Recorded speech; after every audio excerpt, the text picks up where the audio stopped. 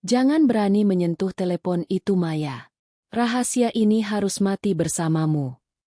2 tahun lamanya aku membasuh nisan dingin suamiku dengan air mata yang menyayat hati. Menghabiskan umur dalam duka dan kesunyian yang mencekik jiwa. Namun malam ini, duniaku runtuh saat melihat telepon genggam mertuaku bergetar kencang di celah sofa. Sebuah pesan singkat masuk dari pria yang seharusnya sudah membusuk di liang lahat. Arga mengirim pesan rahasia untuk ibunya. Di saat aku merangkak dalam kemiskinan yang memilukan. Pengkhianatan biadab ini mencabik-cabik seluruh harapanku hingga hancur berkeping. Ternyata aku hanya menangisi nisan kosong, sementara mereka menari di atas penderitaanku. Rahasia gelap apa lagi yang disembunyikan mertuaku di balik sandiwara kematian ini? Inilah kisahnya. Sudah 2 tahun berlalu sejak kecelakaan maut itu merenggut Arga dari pelukanku. 2 tahun yang terasa seperti selamanya bagi aku, Maya, dan putri kecil kami, Sari. Setiap malam, aku masih sering terbangun hanya untuk menyadari bahwa sisi tempat tidur di sebelahku telah dingin dan kosong. Arga pergi dalam sebuah kecelakaan mobil yang sangat tragis di jalan antar kota. Mobilnya masuk ke jurang dan terbakar hebat hingga pihak berwajib mengatakan jenazahnya sulit dikenali. Aku hanya bisa memeluk nisan dingin di pemakaman, menangisi nasibku yang menjadi janda di usia yang masih sangat muda. Kehidupan setelah Arga tiada bukanlah hal yang mudah. Aku harus bekerja keras menerima pesanan kue kering untuk mencukupi kebutuhan sekolah Sari. Allah benar-benar menguji kesabaranku.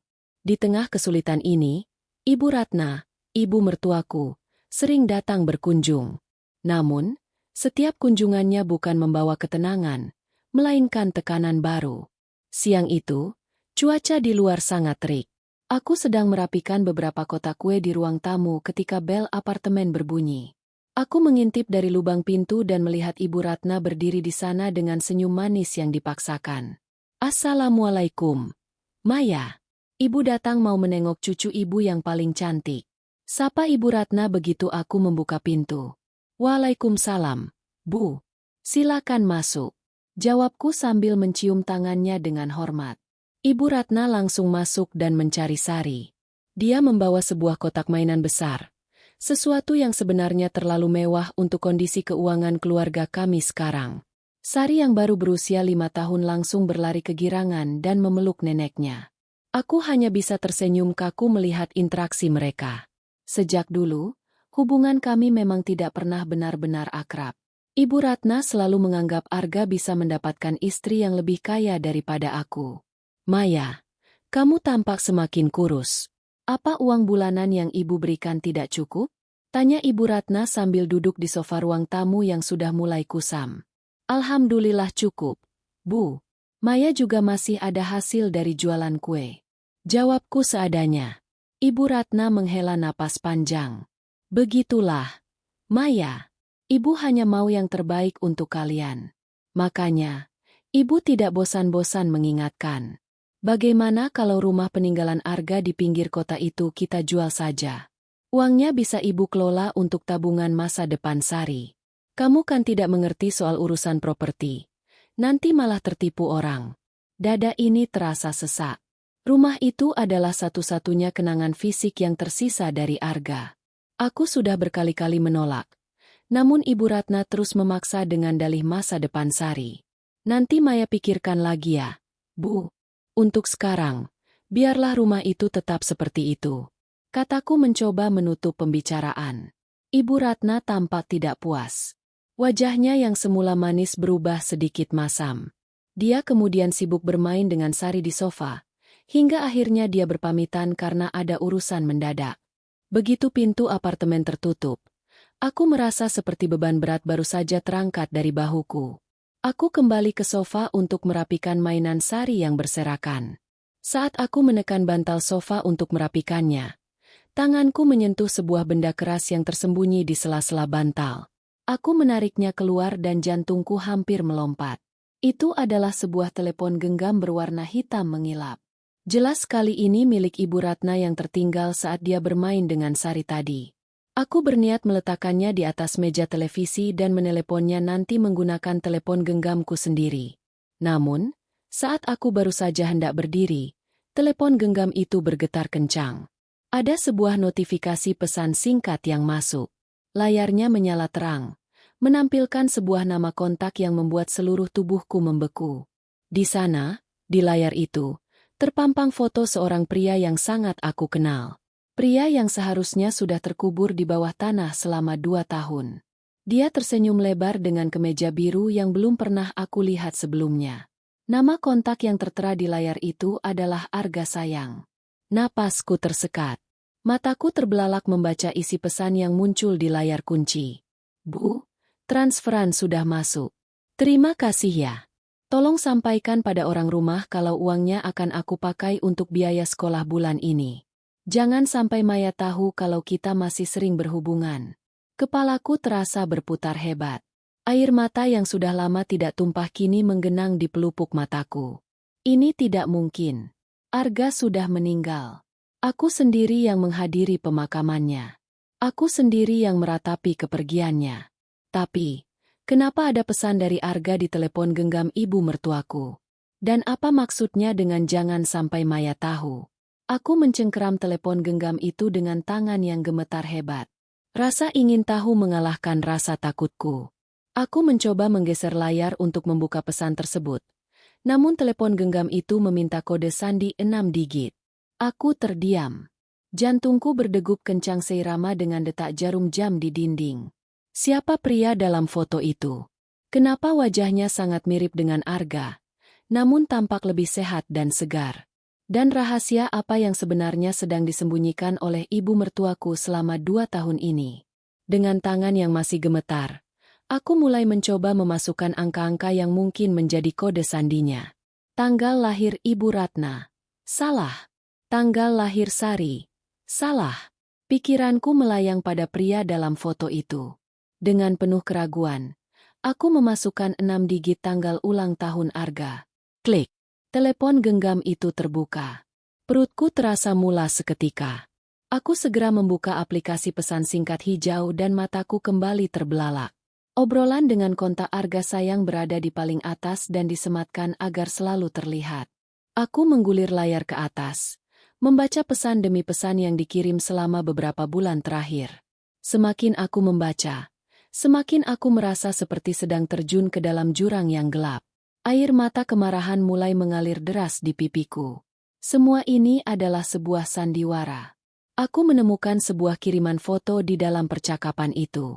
Sebuah foto Arga sedang menggendong seorang anak laki-laki yang bukan Sari, di depan sebuah rumah mewah yang asing bagiku. Di sampingnya berdiri seorang wanita cantik yang merangkul pinggangnya dengan mesra. Tanganku mengepal kuat. Ternyata, selama 2 tahun ini aku menangisi pria yang sedang bahagia membangun keluarga baru di atas penderitaanku. Dan Ibu Ratna, wanita yang kusebut ibu, adalah dalang di balik semua pengkhianatan ini. Tiba-tiba, telepon genggam di tanganku kembali berdering kencang. Kali ini bukan pesan singkat, melainkan panggilan suara langsung. Nama Arga Sayang kembali muncul di layar. Aku menatap layar itu dengan penuh kebencian sekaligus ketakutan. Haruskah aku mengangkatnya? Haruskah aku mendengar suara pria yang telah memalsukan kematiannya itu? Belum sempat aku memutuskan. Suara bel pintu apartemenku kembali berbunyi dengan sangat keras dan tidak sabar. Ding dong, ding dong. Itu pasti Ibu Ratna. Dia pasti sudah menyadari telepon genggamnya tertinggal dan dia kembali untuk mengambil rahasia besarnya. Aku panik. Aku harus menyembunyikan telepon genggam ini sekarang juga sebelum dia masuk menggunakan kunci cadangan yang masih dia pegang. Suara gedoran pintu itu semakin keras. Seolah-olah kayu jati pintu apartemenku akan hancur saat itu juga. Aku tahu itu adalah Ibu Ratna. Wajah manisnya yang tadi siang ia tunjukkan pasti sudah berganti menjadi wajah penuh ketakutan karena rahasia besarnya tertinggal di sini. Dengan jantung yang berdegup kencang, aku berlari menuju kamar tidur. Aku harus menyembunyikan telepon genggam ini sekarang juga. Aku melihat sekeliling kamar dengan panik. Di bawah bantal? Tidak. Itu terlalu mudah ditemukan. Di dalam lemari? Dia bisa saja menggeledahnya. Mataku tertuju pada keranjang cucian kotor milik Sari di sudut ruangan. Tanpa berpikir panjang, aku menyelipkan telepon genggam hitam itu ke dasar keranjang, menutupinya dengan tumpukan baju dan handuk kecil milik Sari. Tepat setelah aku keluar dari kamar dan mencoba mengatur napas, aku mendengar suara kunci yang diputar dari luar. Ibu Ratna masuk menggunakan kunci cadangan miliknya. Wajahnya pucat pasi, napasnya tersengal-sengal, dan matanya langsung liar menyapu setiap sudut ruang tamu. "Maya!" pekik Ibu Ratna dengan suara yang melengking. "Ibu? Ada apa? Kenapa ibu kembali lagi dan tampak sangat panik seperti ini?" tanyaku, berusaha memasang wajah bingung dan sedikit mengantuk. "Telepon genggam ibu. Maya, telepon ibu tertinggal di sini. Ibu yakin tadi ibu meletakkannya di sofa saat bermain dengan Sari. Di mana benda itu? Cepat katakan pada ibu." Dia tidak lagi menggunakan nada manisnya. Suaranya penuh dengan otoritas dan ketakutan yang nyata. Aku berjalan pelan ke arah sofa, berpura-pura mencari di celah-celah bantal yang sebenarnya sudah aku geledah sebelumnya. Tadi Maya sudah merapikan sofa ini, Bu. Tapi Maya tidak melihat ada telepon genggam. "Apa ibu yakin tidak jatuh di mobil atau di jalan saat ibu keluar tadi?" kataku dengan suara yang dibuat selembut mungkin. "Bohong. Ibu yakin sekali tadi ada di sini." Ibu Ratna mulai membongkar bantal-bantal sofa dengan kasar. Dia bahkan merangkak untuk melihat ke kolong meja.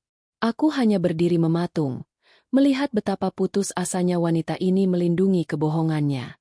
Baginya, telepon genggam itu bukan sekadar alat komunikasi, melainkan bom waktu yang bisa menghancurkan hidupnya jika meledak. Setelah 10 menit mengobrak-abrik ruang tamu dan tidak menemukan apa-apa, Ibu Ratna berdiri dan menatapku dengan tajam. Matanya yang merah menatapku seolah ingin menembus isi kepalaku. "Kamu benar-benar tidak melihatnya, Maya? Jangan coba-coba membohongi ibu. Kamu tahu kan betapa pentingnya benda itu bagi ibu?" Maya tidak tahu kalau itu sangat penting, Bu. Maya hanya tahu itu telepon genggam biasa. Kalau memang ada di sini, pasti sudah Maya kembalikan sejak tadi, jawabku sambil menelan ludah. Ibu Ratna terdiam sejenak. Dia berjalan menuju pintu kamar tidurku yang terbuka sedikit. Jantungku serasa berhenti berdetak. Jika dia masuk ke sana dan melihat keranjang cucian itu, semuanya akan berakhir. "Ibu mau cari di kamar?" tanya Maya menantang. Meski di dalam hati aku berteriak ketakutan. Ibu Ratna berhenti di ambang pintu. Dia menarik napas panjang, mencoba menenangkan dirinya sendiri. Dia mungkin sadar kalau dia bertindak terlalu mencurigakan. Aku bisa saja curiga. "Tidak perlu. Mungkin memang jatuh di parkiran. Ibu akan cari ke bawah. Kalau kamu menemukannya, segera telepon ibu. Jangan dibuka. Jangan disentuh. Cukup simpan dan berikan pada ibu. Mengerti?" "Iya, Bu. Mengerti," jawabku singkat. Ibu Ratna bergegas keluar tanpa mengucapkan salam lagi. Begitu pintu tertutup dan aku mendengar langkah kakinya menjauh, aku langsung merosot ke lantai. Tubuhku lemas. Allah, kuatkan hamba menghadapi kenyataan ini. Ternyata orang yang selama ini aku anggap sebagai pengganti orang tuaku sendiri adalah orang yang paling kejam padaku. Aku tidak bisa membiarkan ini terus berlanjut. Aku harus bergerak cepat sebelum Ibu Ratna kembali dengan rencana lain yang lebih berbahaya. Aku mengambil telepon genggamku sendiri dan mencari nama Dina di daftar kontak. Dina adalah sahabatku sejak masa kuliah yang kini bekerja sebagai pengacara. Dia adalah satu-satunya orang yang bisa aku percayai sekarang. "Dina, aku butuh bantuanmu. Tolong, ini masalah hidup dan mati. Bisakah kita bertemu malam ini?" kataku begitu telepon diangkat. Suaraku bergetar hebat. "Ada apa, Maya? Kamu terdengar sangat kacau." "Tenanglah, ceritakan pelan-pelan," jawab Dina di seberang sana. "Aku tidak bisa bicara di telepon. Aku akan ke kantormu sekarang. Aku membawa bukti yang sangat mengerikan. Dina, Arga masih hidup. Dia memalsukan kematiannya." Hening sejenak di seberang sana. Dina pasti sangat terkejut mendengar pernyataanku yang terdengar tidak masuk akal itu. "Apa? Kamu jangan bercanda, Maya. Itu tidak mungkin." "Aku tidak bercanda. Aku memegang telepon genggam Ibu Ratna sekarang. Aku punya foto-fotonya, pesan-pesannya, Semuanya. Aku akan segera ke sana. Setelah menutup telepon, aku segera mengambil kembali telepon genggam hitam itu dari keranjang cucian. Aku memasukkannya ke dalam tas bersama laptop tua milikku. Aku harus menyalin semua data di dalamnya sebelum Ibu Ratna menemukan cara untuk melacak posisi telepon genggam ini. Aku segera menggendong Sari yang masih terlelap dan membawanya ke mobil. Sepanjang perjalanan menuju kantor Dina, pikiranku melayang pada kejadian 2 tahun lalu. Kecelakaan itu. Jenazah yang terbakar. Uang asuransi yang cair dengan sangat cepat. Semuanya mulai masuk akal sekarang. Ibu Ratna sengaja mengurus semuanya sendiri karena dia tahu jenazah itu bukan Arga. Setibanya di kantor Dina, aku langsung menunjukkan semua bukti itu. Dina yang biasanya tenang tampak sangat terkejut saat melihat foto-foto Arga di layar telepon genggam Ibu Ratna. Ini benar-benar Arga, Maya. Dan lihat anak kecil ini. Usianya sekitar 6 atau 7 tahun. Itu artinya, Arga sudah memiliki hubungan dengan wanita ini bahkan sebelum dia memalsukan kematiannya? Tanya Dina sambil menunjuk foto Arga bersama wanita bernama Siska dan seorang anak laki-laki. Duniaku runtuh untuk kedua kalinya.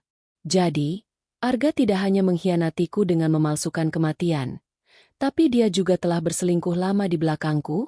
Air mata kemarahan kembali mengalir. Rasa sakit ini jauh lebih hebat daripada saat aku mengira Arga meninggal. Maya, dengarkan aku. Kita harus hati-hati. Ini bukan sekadar masalah rumah tangga. Ini adalah penipuan asuransi, pemalsuan dokumen negara, dan konspirasi tingkat tinggi. Kita tidak bisa hanya melapor ke polisi biasa. Kita butuh bukti yang diperoleh secara legal agar mereka tidak bisa mengelak di pengadilan nanti. Kata Dina dengan nada tegas. Lalu apa yang harus aku lakukan? Ibu Ratna akan memburu telepon genggam ini. Biarkan dia memburunya. Kita akan menggunakan telepon genggam ini sebagai umpan. Tapi sebelum itu, kita harus menemukan di mana Arga bersembunyi. Di dalam telepon genggam ini pasti ada jejak lokasinya. Dina mulai menghubungkan telepon genggam itu ke perangkat komputernya. Jarinya bergerak cepat di atas papan ketik. Tiba-tiba, dia berhenti dan matanya terpaku pada sebuah draft surat elektronik di dalam aplikasi telepon genggam tersebut. Maya, lihat ini, katanya dengan suara rendah. Aku mendekat dan membaca draft tersebut. Surat itu ditujukan kepada seseorang dengan inisial Dr. Haji. Isinya sangat singkat namun sangat mematikan. Terima kasih atas bantuan jenazah tak dikenal 2 tahun lalu. Sisa pembayaran terakhir akan segera dikirim setelah rumah lama laku terjual. Darahku mendidih. Jadi mereka benar-benar membeli mayat seseorang untuk menggantikan posisi Arga? Kejahatan mereka jauh lebih busuk dari yang aku bayangkan. Namun, di tengah kemarahanku, sebuah notifikasi baru muncul di layar telepon genggam itu. Sebuah pesan dari Arga sayang yang baru saja masuk. Bu, kenapa pesan Arga tidak dibalas dari tadi? Ada apa?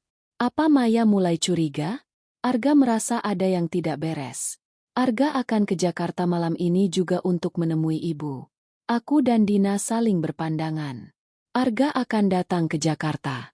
Ini adalah kesempatan kita, sekaligus ancaman terbesar bagi nyawaku. Karena jika Arga tahu aku yang memegang telepon genggam ini, dia tidak akan segan-segan melakukan apapun untuk membungkamku selamanya. Dina menatap layar komputer dengan rahang yang terkatup rapat. Ruangan kantornya yang dingin terasa semakin mencekam setelah kami membaca pesan dari Arga yang mengatakan ia akan datang ke Jakarta malam ini. Aku meremas ujung jilbabku dengan kuat. Rasa takut dan amarah bercampur aduk menjadi satu di dalam dadaku. Arga, pria yang selama 2 tahun ini aku doakan setiap sujudku. Pria yang namanya selalu kusebut di hadapan Allah agar ia mendapatkan tempat terbaik di sisinya. Ternyata masih bernapas dengan bebas. Maya, kita harus bertindak sangat cepat. Jika Arga sudah merasa ada yang tidak beres, dia tidak akan tinggal diam.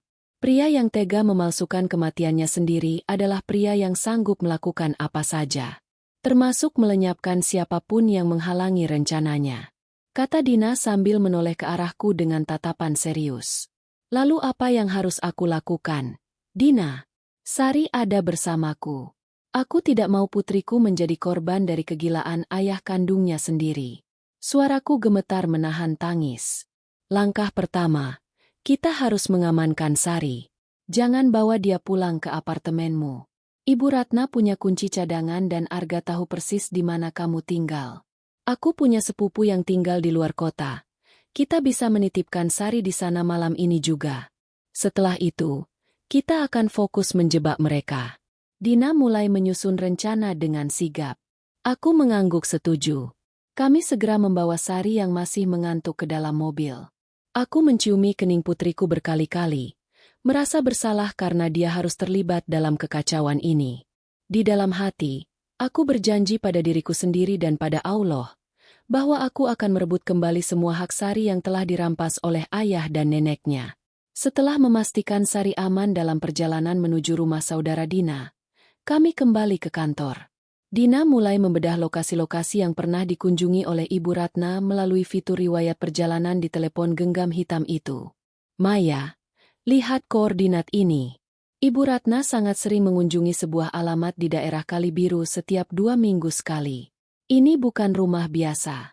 Ini adalah sebuah perumahan baru yang cukup terpencil.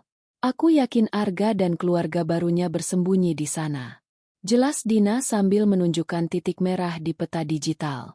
Kali Biru, itu hanya berjarak 3 jam dari Jakarta. Berarti selama ini dia begitu dekat. Namun terasa begitu jauh karena kebohongannya. Kataku dengan nada pahit.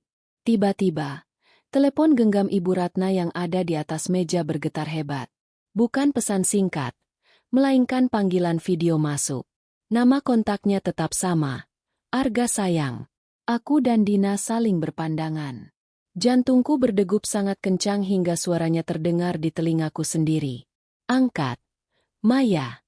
Tapi jangan tunjukkan wajahmu. Kita perlu merekam wajahnya sebagai bukti nyata bahwa dia masih hidup.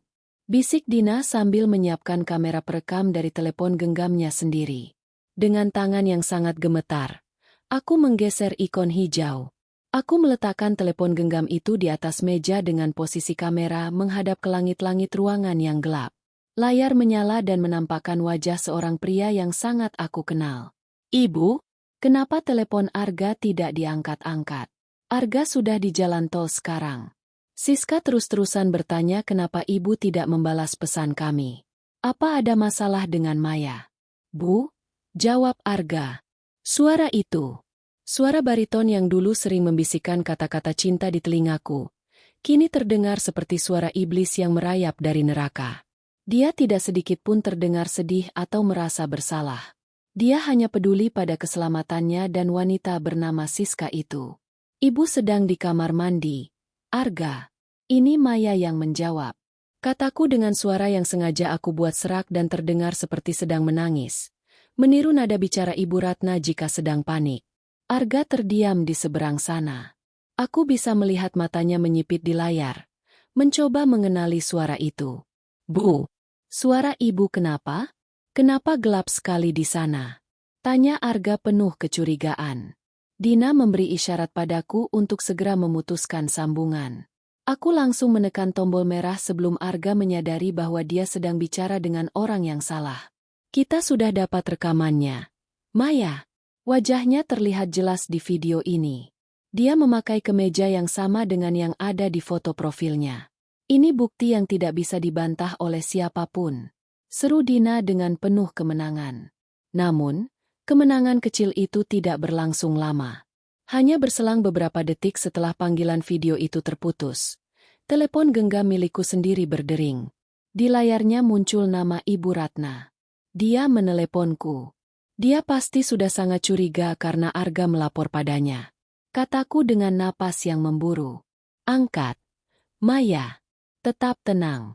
Berpura-puralah kamu masih di apartemen dan sedang mencari telepon genggamnya yang hilang. Perintah Dina. Aku menarik napas panjang dan mengangkatnya. Halo, Bu? Ada apa malam-malam begini menelepon Maya? Maya, kamu di mana sekarang? Kenapa apartemenmu kosong? Sari mana? Suara Ibu Ratna terdengar sangat tajam dan penuh amarah. Dia benar-benar sudah berada di depan pintu rumahku. Maya sedang di luar. Bu, Maya sedang mencari makan bersama Sari karena di rumah tidak ada lauk. Kenapa ibu ke apartemen malam-malam begini? Apa ibu sudah menemukan telepon genggam ibu? Jawabku, berusaha tetap tenang meski seluruh tubuhku menggigil. Jangan berbohong. Maya. Tadi Arga bilang seseorang mengangkat panggilan videonya dengan suara yang mencurigakan. Kamu yang memegang telepon genggam itu kan? Kamu sudah membuka isinya kan? Teriak Ibu Ratna, menanggalkan semua topeng kesopanannya. Aku terdiam. Tidak ada gunanya lagi berpura-pura. Iya, Bu. Maya yang memegangnya. Maya sudah tahu semuanya. Maya sudah tahu kalau Mas Arga masih hidup dan ibu berkomplot dengannya untuk menipu Maya dan mencuri uang asuransi Sari. Kenapa ibu tega melakukan ini pada kami? Suaraku pecah oleh air mata yang tidak bisa lagi dibendung. Ibu Ratna tertawa di seberang sana. Tawanya terdengar sangat mengerikan dan dingin. Kamu memang cerdas, Maya. Tapi kecerdasanmu akan membawamu ke dalam lubang kubur. Dengar baik-baik. Kembalikan telepon genggam itu malam ini juga ke rumah lama Arga di pinggir kota. Jika kamu tidak datang, jangan harap kamu bisa melihat putrimu lagi. Darahku serasa berhenti mengalir. Sari? Tapi Sari kan sudah bersama saudara Dina. Bagaimana mungkin dia tahu? Jangan bohong, Bu.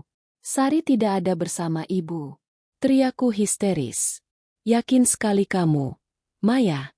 Aku punya banyak orang yang bisa melacak kemanapun kamu pergi. Sekarang pilihannya ada di tanganmu. Datang ke rumah lama sendirian dengan membawa telepon genggam itu. Atau Sari yang akan menanggung akibatnya.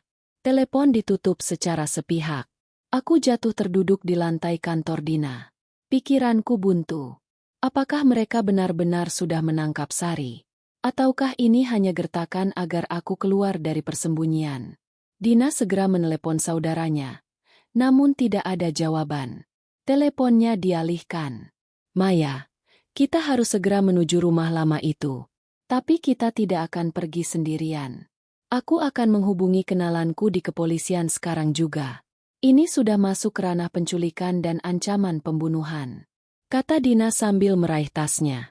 Kami berlari menuju mobil di tengah kegelapan malam Jakarta yang mencekam. Di kepalaku, hanya ada wajah Sari yang sedang ketakutan. Aku tidak peduli lagi dengan harta atau uang asuransi. Aku hanya ingin Sari kembali dengan selamat.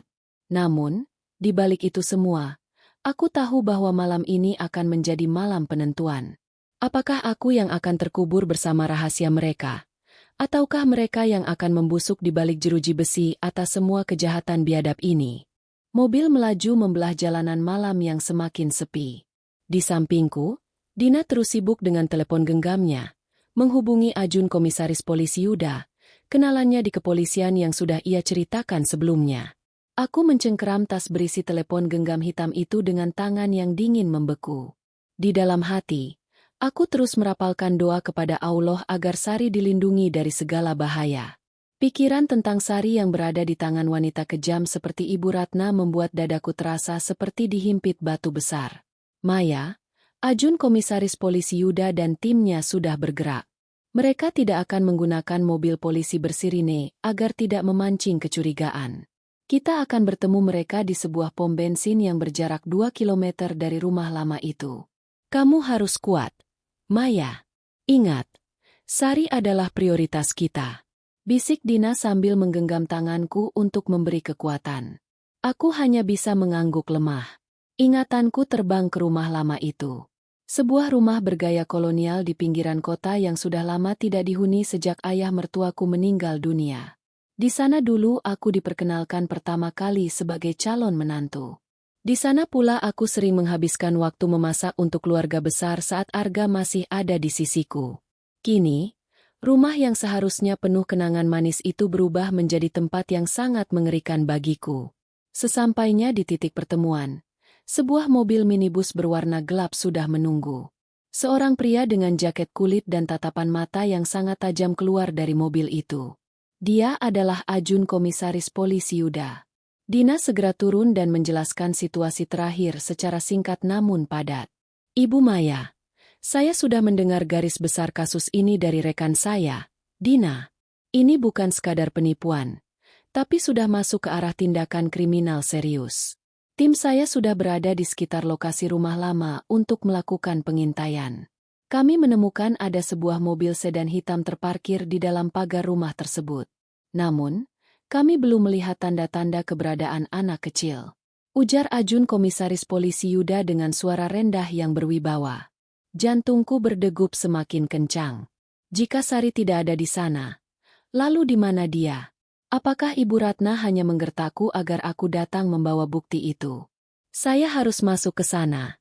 Pak, Ibu Ratna mengancam Sari jika saya tidak membawa telepon genggam ini. Kataku dengan nada yang penuh keputusasaan. Tentu, Ibu harus masuk. Tapi kami akan memasang alat penyadap dan pelacak kecil di pakaian Ibu. Kamera tersembunyi juga akan kami pasang agar kami bisa melihat apa yang terjadi di dalam sana secara waktu nyata. Jangan takut, kami tidak akan membiarkan sesuatu yang buruk terjadi pada Ibu. Jawab Ajun Komisaris Polisi Yuda sambil memberikan isyarat kepada bawahannya untuk menyiapkan peralatan. Setelah semua alat terpasang, kami melanjutkan perjalanan. Aku diminta mengemudi sendirian menuju rumah lama tersebut. Sementara tim polisi dan Dina mengikuti dari kejauhan dengan lampu mobil yang dimatikan. Gerbang rumah lama yang berkarat itu tampak terbuka sedikit. Suasana di sekitarnya sangat gelap, hanya diterangi oleh cahaya bulan yang redup. Pohon-pohon besar yang tidak terawat menambah kesan angker pada bangunan tua tersebut. Aku menghentikan mobil tepat di depan teras yang berdebu. Begitu mesin mobilku matikan, telepon genggam milikku berdering. Pesan singkat dari Ibu Ratna masuk. Masuk lewat pintu samping. Jangan coba-coba membawa siapapun jika ingin anakmu tetap selamat. Aku menarik napas panjang, mencoba menenangkan diri. Dengan tangan yang gemetar, aku membuka tas dan mengambil telepon genggam hitam milik Ibu Ratna. Aku melangkah keluar mobil, merasakan angin malam yang menusuk hingga ke tulang. Suara jangkrik dan burung malam terdengar seperti orkestra kematian di telingaku. Aku berjalan menuju pintu samping rumah. Pintu itu sedikit terbuka, memancarkan cahaya temaram dari dalam ruangan. Dengan perlahan, aku mendorong pintu itu. Bunyi derit engsel pintu yang berkarat terdengar sangat memekakan telinga dalam kesunyian malam. Aku melangkah masuk ke dalam sebuah ruangan yang dulu merupakan ruang makan keluarga. Bau debu dan lembab langsung menyeruak ke hidungku. Di tengah ruangan, duduk seorang wanita dengan pakaian sutra mahal yang tampak kontras dengan lingkungan sekitarnya yang kumuh. Ibu Ratna. Dia sedang menyesap teh dari cangkir porselen yang ia bawa sendiri, seolah-olah dia sedang berada di pesta kebun, bukan di rumah tua yang menyeramkan. Di sampingnya, berdiri seorang pria tinggi besar dengan wajah yang sangat pucat. Aku membeku. Itu Arga. Pria yang selama ini kusebut dalam doa-doaku, kini berdiri di hadapanku dengan tatapan mata yang sangat dingin. Tidak ada sedikit pun binar kebahagiaan saat melihatku. Yang ada hanyalah kebencian dan kemarahan. Akhirnya kamu datang juga, Maya. Ternyata kamu jauh lebih cerdik daripada yang aku bayangkan. Ucap Arga dengan suara yang sangat asing di telingaku. Suaranya tidak lagi hangat, melainkan penuh dengan nada meremehkan. Di mana Sari? Di mana putriku? Teriakku sambil mengangkat tas berisi telepon genggam itu. Aku tidak ingin basa-basi lagi dengan mereka. Sari aman di suatu tempat yang sangat nyaman. Kamu tidak perlu khawatir. Sekarang, serahkan telepon genggam itu padaku. Sahut Ibu Ratna sambil berdiri dan mengulurkan tangannya. Jangan harap. Sebelum aku melihat Sari dengan mata kepalaku sendiri, aku tidak akan memberikan benda ini pada kalian. Kataku dengan tegas, meski seluruh tubuhku bergetar hebat. Arga melangkah maju ke arahku. Langkah kakinya terdengar berat di atas lantai kayu yang sudah mulai rapuh. Dia menatapku tepat di mata. Maya, jangan mempersulit keadaan. Kamu hanya perlu memberikan telepon itu. Lalu kita bicara baik-baik. Aku akan memberikan uang kompensasi yang sangat besar untukmu dan Sari agar kalian bisa hidup mewah selamanya. Anggap saja ini sebagai ganti atas waktu 2 tahun yang hilang. Kamu ingin kaya kan? Kamu ingin hidup tanpa harus jualan kue kering lagi kan? Ujar Arga sambil mencoba menyentuh pundakku. Aku menepis tangannya dengan kasar. Rasa jijik merayapi seluruh tubuhku. Hidup mewah dari hasil uang haram asuransi. Hidup mewah di atas penderitaan orang lain yang mayatnya kalian beli untuk menggantikan posisimu. Aku tidak sudi. Kalian adalah iblis berwajah manusia. Teriakku dengan penuh emosi. Wajah Arga langsung berubah menjadi merah padam. Matanya berkilat penuh amarah. Dia mencengkeram rahangku dengan sangat kuat hingga aku meringis kesakitan. Jaga bicaramu. Maya, kamu tidak tahu apa yang sudah aku lalui untuk mendapatkan semua ini. Kamu hanya seorang wanita bodoh yang seharusnya tetap diam dan menikmati apa yang aku berikan. Sekarang, serahkan telepon itu atau kamu tidak akan pernah keluar dari rumah ini dalam keadaan hidup. Tiba-tiba, terdengar suara keributan kecil dari arah dapur. Arga dan Ibu Ratna langsung menoleh dengan waspada. Siapa itu? Tanya Ibu Ratna dengan nada panik. Aku tersenyum di tengah rasa sakit di rahangku. Aku tahu, tim Ajun Komisaris Polisi Yuda sudah mulai bergerak. Namun, kegembiraanku tidak bertahan lama. Arga tiba-tiba menarik sebuah benda gelap dari balik pinggangnya. Sebuah senjata tajam yang mengilat tertimpa cahaya lampu temaram. Dia meletakkan senjata itu tepat di leherku. Jika ada yang berani masuk, wanita ini akan menyusul kematian palsuku menjadi kematian yang nyata. Teriak Arga ke arah kegelapan rumah. Napas Arga terasa memburu di dekat telingaku. Dinginnya bilah tajam yang menempel di kulit leherku membuat sekujur tubuhku kaku tak bergerak. Di depanku, Ibu Ratna berdiri mematung dengan wajah yang tak lagi menampakkan keanggunan. Matanya melotot tajam, menatap ke arah bayangan hitam di sudut ruangan. Suasana ruang makan yang lembab itu menjadi sangat mencekam. Hanya suara jangkrik di luar sana yang beradu dengan suara detak jantungku yang menggila. Jangan ada yang mendekat. Aku tidak main-main. Teriak Arga lagi dengan suara yang serak dan penuh keputusasaan. Aku bisa merasakan getaran di tangan Arga. Pria ini sedang ketakutan.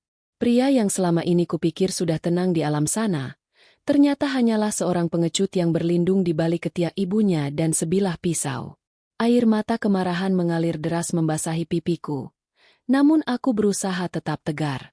Lewat alat penyadap yang tersembunyi di balik jilbabku, aku berharap Ajun Komisaris Polisi Yuda mendengar setiap kata yang terucap di sini. Mas Arga, lepaskan aku. Pikirkan Sari. Pikirkan anak kandungmu sendiri. Apakah ini cara seorang ayah memperlakukan istrinya setelah 2 tahun menghilang? Suaraku bergetar, mencoba menyentuh sisi kemanusiaannya yang mungkin masih tersisa sedikit. Istri? Kamu bukan lagi istriku sejak aku dinyatakan mati di atas kertas itu. Maya, jawab Arga dengan tawa yang terdengar sangat mengerikan. Di sana, di Kali Biru, aku punya Siska. Aku punya Rian. Mereka adalah masa depanku. Kamu dan Sari hanyalah bagian dari masa lalu yang gagal. Aku butuh uang asuransi itu untuk memulai segalanya dari nol. Kamu seharusnya bersyukur aku meninggalkan rumah ini untukmu. Tapi kamu malah serakah dan ingin membongkar semuanya. Darahku mendidih mendengar perkataannya. Dia menyebutku serakah? Dia yang memalsukan kematian. Dia yang menipu negara. Dia yang membeli mayat orang malang untuk dikuburkan atas namanya. Dan dia menyebutku serakah? Ibu Ratna melangkah maju. Tangannya masih gemetar namun matanya menatap tajam ke arah tas yang aku pegang. Sudah cukup dramanya. Arga. Maya. Berikan telepon itu sekarang juga. Jika kamu memberikannya, aku akan memberitahu di mana Sari berada. Tapi jika kamu tetap keras kepala, jangan salahkan aku jika Sari tidak akan pernah pulang ke rumahmu lagi. Teriak Ibu Ratna penuh ancaman. Ibu berbohong. Sari tidak ada bersama kalian. Teriakku dengan sisa keberanian yang ada. Ibu Ratna tersenyum sinis. Dia merogoh tas tangannya dan mengeluarkan sebuah jepit rambut kecil berwarna merah muda. Jantungku serasa berhenti berdetak. Itu jepit rambut Sari yang baru saja aku belikan kemarin. Kamu kenal ini kan, Maya? Ini milik cucuku tersayang. Aku mengambilnya saat dia sedang terlelap. Kamu pikir pengacara temanmu itu bisa melindunginya? Orang-orangku jauh lebih cepat daripada pengacara bodoh itu. Katanya dengan nada bicara yang sangat dingin. Lemas sudah seluruh persendianku. Jadi benar. Sari ada di tangan mereka. Allah, lindungi putriku. Di saat aku hampir menyerah dan hendak menyerahkan telepon itu, sebuah suara tenang terdengar sangat jelas di telingaku melalui alat penyadap kecil itu. Ibu Maya, tetap tenang. Jangan berikan teleponnya. Kami sudah menemukan keberadaan Sari. Dia aman di sebuah mobil di depan gerbang bersama salah satu anak buah Ibu Ratna. Kami sedang melakukan penyergapan di sana. Tahan mereka 5 menit lagi. Itu adalah suara Ajun Komisaris Polisi Yuda. Harapan itu kembali muncul. Aku harus mengulur waktu. Aku harus membuat mereka bicara lebih banyak agar bukti yang terekam semakin lengkap. Baik, aku akan memberikan telepon ini, kataku sambil perlahan menurunkan tas tangannya. Tapi jelaskan padaku satu hal. Bagaimana kalian bisa mendapatkan mayat itu? Siapa orang yang kalian kubur di pemakaman keluarga kita? Ibu Ratna tertawa sombong, seolah-olah dia baru saja memenangkan sebuah piala penghargaan. Dia merasa sudah di atas angin karena mengira aku sudah menyerah. Bukan urusanmu siapa dia. Yang jelas, Dokter Haji itu sangat pintar. Dia punya akses ke jenazah-jenazah tanpa identitas di rumah sakit. Sedikit uang pelicin, dan sebuah mobil yang dibakar dengan sengaja. Maka selesailah semuanya. Dokumen kematian keluar, asuransi cair, dan Arga bebas dari utang-utang judinya yang menumpuk. Itu rencana yang sempurna. Maya, jika saja kamu tidak menemukan telepon genggam itu, kita semua akan hidup bahagia dengan peran masing-masing. Dokter Haji, kalian melibatkan tenaga medis untuk kejahatan ini? Tanyaku lagi, mencoba memancing detail lebih dalam. Arga yang masih memegang pisau di leherku tampak mulai tidak sabar. Dia sedikit mengendurkan cengkeramannya karena menganggap aku sudah pasrah. Sudah, jangan banyak tanya lagi. Berikan teleponnya sekarang. Bentak Arga. Aku pura-pura hendak memberikan tas itu kepada Ibu Ratna. Namun, saat Ibu Ratna melangkah mendekat untuk mengambilnya, aku sengaja menjatuhkan tas itu ke lantai yang berdebu. Aduh, maaf, tanganku licin, kataku. Ibu Ratna menggerutu dan membungkuk untuk mengambil tas tersebut. Saat itulah, aku melihat bayangan beberapa orang bergerak cepat dari arah jendela kaca yang tertutup tirai tua di belakang Arga. Tiba-tiba, suara pecahan kaca yang sangat keras memecah kesunyian malam. Perang! 2 orang petugas berpakaian hitam lengkap dengan senjata laras panjang melompat masuk melalui jendela. Di saat yang sama, pintu samping didobrak dengan keras oleh tim Ajun Komisaris Polisi Yuda. Jangan bergerak. Angkat tangan. Teriak petugas kepolisian dengan suara yang menggelegar. Arga tersentak kaget. Cengkeramannya di leherku terlepas sepenuhnya. Dia mencoba melarikan diri ke arah pintu belakang. Namun Ajun Komisaris Polisi Yuda sudah berdiri di sana dengan senjata yang mengarah tepat ke dada Arga. Arga, menyerahlah. Kamu sudah terkepung. Seru Ajun Komisaris Polisi Yuda. Ibu Ratna menjerit histeris. Dia mencoba membuang telepon genggam hitam yang tadi sempat ia ambil dari tas milikku. Namun seorang petugas dengan cepat meringkus tangannya dan memborgolnya di tempat. Arga tampak seperti binatang buas yang terpojok. Dia menatapku dengan mata yang penuh kebencian, lalu menatap sekelilingnya yang sudah dipenuhi oleh polisi. Pisau di tangannya masih tergenggam erat. Ini semua gara-gara kamu, Maya, perempuan sialan. Teriak Arga sambil mencoba menerjang ke arahku dengan pisaunya. Dor! Suara tembakan peringatan dilepaskan ke udara. Arga terjatuh tersungkur karena kakinya tersandung kaki meja makan yang sudah rapuh. Petugas kepolisian langsung menindih tubuhnya dan mengunci tangannya ke belakang. Suara denting borgol yang beradu terdengar seperti musik kemenangan di telingaku. Semuanya sudah berakhir. Mas Arga. Keadilan Allah tidak pernah tidur. Ucapku dengan suara yang lantang, meski air mata terus mengalir di pipiku.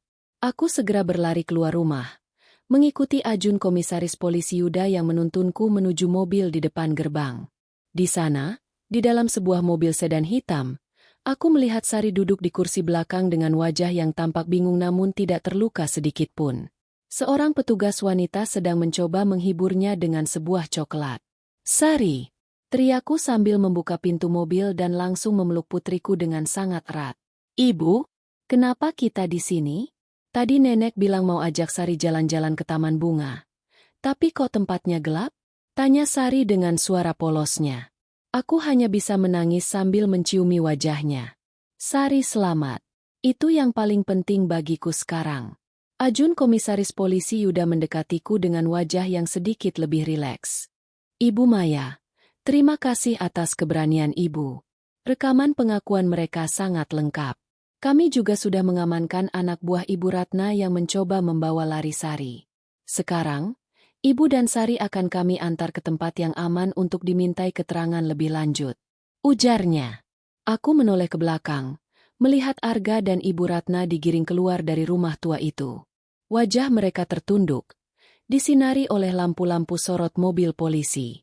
Tidak ada lagi keangkuhan, tidak ada lagi kemewahan sutra. Yang ada hanyalah dua orang pesakitan yang akan mempertanggungjawabkan perbuatan biadab mereka.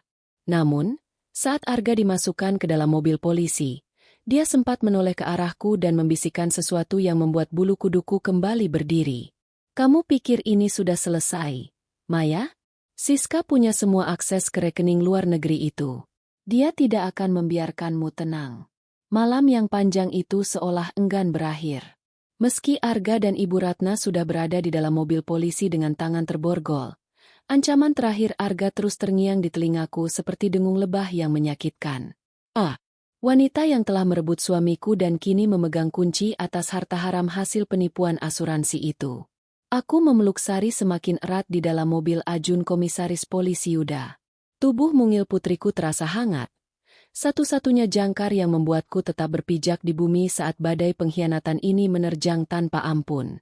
Ibu Maya, jangan terlalu memikirkan ucapan pria itu. Dia hanya sedang mencoba menjatuhkan mental ibu. Tim kami sudah bergerak menuju Kali Biru untuk menjemput wanita bernama Siska tersebut. Kami tidak akan membiarkan satu pun dari mereka lolos. Ujar Ajun Komisaris Polisi Yuda sambil sesekali melirik ke arah kaca spion. Terima kasih, Pak. Tapi saya tahu Arga. Dia tidak akan menggertak jika tidak memiliki kartu as di tangannya. Siska bukan sekadar simpanan. Dia adalah kaki tangan yang memegang semua akses keuangan Arga selama dia bersembunyi. Jika dia berhasil kabur membawa uang itu, Sari tidak akan pernah mendapatkan keadilan yang sepenuhnya. Jawabku dengan suara parau. Dina yang duduk di sampingku mengusap pundakku lembut. Sahabatku itu tampak sangat lelah. Namun matanya tetap memancarkan semangat juang yang tinggi. Dia adalah malaikat yang dikirim Allah untuk membantuku membongkar semua busuknya keluarga Arga. Maya, kita akan melacak semua aliran dananya. Penipuan asuransi ini melibatkan angka miliaran rupiah. Bank pasti akan mencurigai jika ada penarikan dalam jumlah besar secara mendadak. Kita sudah meminta pihak kepolisian untuk memblokir sementara semua rekening yang terkait dengan nama Ibu Ratna dan Arga. Bahkan rekening atas nama Siska jika sudah ditemukan jalurnya. Ucap Dina menenangkan.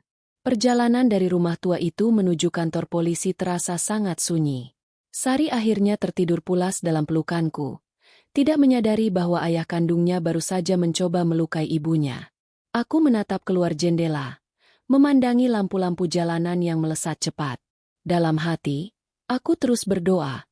Memohon perlindungan kepada Allah agar kebenaran ini terungkap hingga ke akar-akarnya. Sesampainya di kantor polisi, suasana tampak sangat sibuk. Beberapa petugas terlihat sedang memeriksa berkas-berkas, sementara yang lain sibuk menelepon. Ajun Komisaris Polisi Yuda membimbing kami ke sebuah ruangan khusus untuk beristirahat. Namun, baru saja aku mendudukkan diri di kursi kayu yang keras. Seorang petugas berlari menghampiri Ajun Komisaris Polisi Yuda dengan wajah panik. Komandan, ada laporan dari tim pengintai di Kali Biru. Target atas nama Siska terdeteksi sedang menuju bandara menggunakan mobil sewaan. Dia membawa 2 koper besar dan anak laki-lakinya. Sepertinya dia sudah mencium bau bahaya sejak Arga tidak bisa dihubungi tadi malam. Ujar petugas itu dengan napas terengah-engah. Jantungku serasa berhenti berdetak mendengarnya.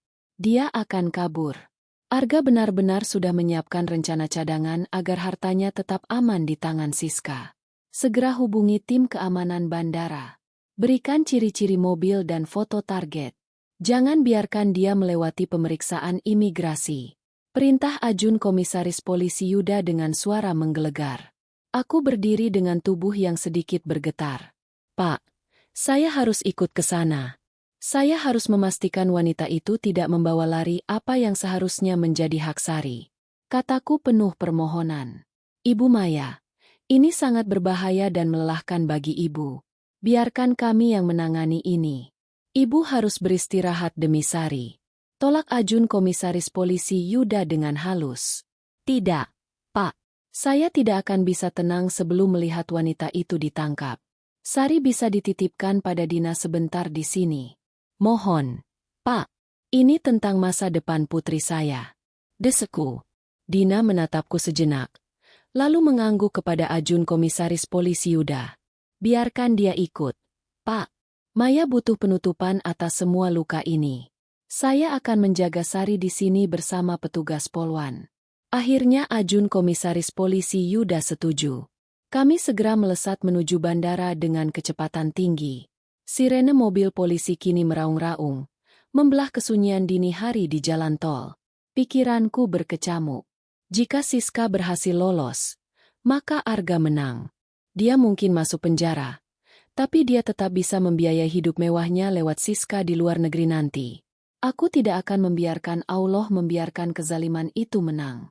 Di bandara, suasana tampak masih cukup lengang karena waktu baru menunjukkan pukul 4 pagi. Namun, ketegangan terasa sangat kental saat kami memasuki area keberangkatan internasional. Petugas keamanan bandara sudah berjaga di setiap sudut. Target terlihat di Terminal 3. Dia sedang berada di antrean lapor diri menuju Singapura. Suara dari radio komunikasi Ajun Komisaris Polisi Yuda terdengar nyaring. Kami berlari menyusuri lorong bandara yang panjang. Aku bisa merasakan paru-paruku perih karena napas yang memburu. Namun langkah kakiku tidak berhenti. Dari kejauhan, aku melihat seorang wanita dengan topi lebar dan kacamata hitam sedang mendorong kereta barang berisi 2 koper besar.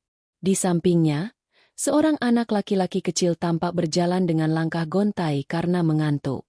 Itu dia. Itu Siska. Teriakku sambil menunjuk ke arah wanita itu.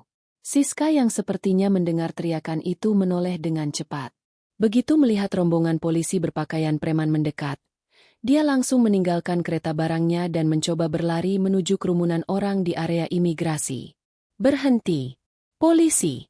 Teriak Ajun Komisaris Polisi Yuda sambil mengejar Siska. Siska panik. Dia mencoba menerobos pintu otomatis. Namun petugas keamanan bandara dengan sigap menghadangnya. Dia terjepit di antara kerumunan dan akhirnya tidak bisa berkutik lagi ketika 2 petugas polisi memegang lengannya dengan kuat. Lepaskan saya. Saya tidak salah apa-apa. Saya hanya mau liburan. Teriak Siska dengan nada histeris yang dibuat-buat. Liburan dengan membawa koper berisi dokumen palsu dan perhiasan hasil kejahatan? Tanya Ajun Komisaris Polisi Yuda sambil menarik paksa kacamata hitam Siska. Kini wajah wanita itu terlihat jelas. Cantik. Namun matanya memancarkan ketakutan yang luar biasa. Dia menatapku dengan tatapan kebencian yang sama persis dengan yang dimiliki Arga. Kamu Maya, kan? Kamu perempuan tidak tahu diri yang sudah menghancurkan hidup suamiku. Gara-gara kamu, Arga harus menderita. Teriak Siska tepat di depan wajahku. Aku melangkah maju, berdiri tepat di hadapannya dengan kepala tegak. Rasa takutku sudah hilang sepenuhnya, berganti dengan martabat sebagai seorang istri yang sah dan seorang ibu yang berjuang. Aku tidak menghancurkan hidup suamimu, Siska. Suamiku sudah mati 2 tahun lalu. Pria yang bersamamu hanyalah seorang narapidana yang baru saja tertangkap. Dan kamu? Kamu hanyalah seorang pencuri yang mencoba lari membawa harta yatim piatu. Kataku dengan nada rendah namun sangat tajam. Petugas mulai menggeledah 2 koper besar milik Siska. Dan apa yang ditemukan di dalamnya benar-benar membuat semua orang terkesima. Bukan baju atau perlengkapan liburan, melainkan tumpukan uang tunai mata uang asing, puluhan perhiasan emas, dan sebuah buku rekening luar negeri atas nama perusahaan cangkang yang dikelola oleh Dr. Haji. Ini bukti yang cukup untuk menjebloskanmu ke sel yang sama dengan Arga, Siska. ujar Ajun Komisaris Polisi Yuda. Siska langsung lemas dan jatuh terduduk di lantai bandara. Dia mulai menangis. Namun kali ini tangisnya penuh dengan rasa penyesalan karena ketahuan, bukan karena rasa bersalah. Aku menarik napas panjang, menatap ke arah langit-langit bandara yang tinggi. Terima kasih, ya Allah. Keadilan ini benar-benar nyata. Namun, saat kami hendak membawa Siska kembali ke kantor polisi, telepon genggam milik Siska yang disita oleh petugas berdering. Ada sebuah pesan masuk dari nomor yang tidak dikenal. Segera pergi dari sana. Ibu Ratna sudah tertangkap. Mereka tahu soal dokter Haji. Musnahkan semua bukti di apartemen rahasia sebelum mereka sampai. Aku dan Ajun Komisaris Polisi Yuda saling pandang. Ternyata konspirasi ini jauh lebih besar daripada yang kami duga. Masih ada orang lain yang membantu mereka di balik layar. Pesan misterius di telepon genggam Siska bagaikan petir di siang bolong. Aku dan Ajun Komisaris Polisi Yuda saling berpandangan dengan raut wajah yang sama-sama tegang. Ternyata, gurita kejahatan ini memiliki lengan yang lebih banyak daripada yang kami duga. Siska yang tadinya menangis histeris, tiba-tiba bungkam 1000 bahasa. Wajahnya mengeras. Tatapannya kosong menatap lantai marmer bandara yang dingin. Dia tahu bahwa rahasia terakhirnya kini terancam terbongkar. Segera lacak nomor pengirim pesan ini, dan cari tahu lokasi apartemen rahasia yang dimaksud. Perintah Ajun Komisaris Polisi Yuda kepada tim ahli digital yang menyertainya.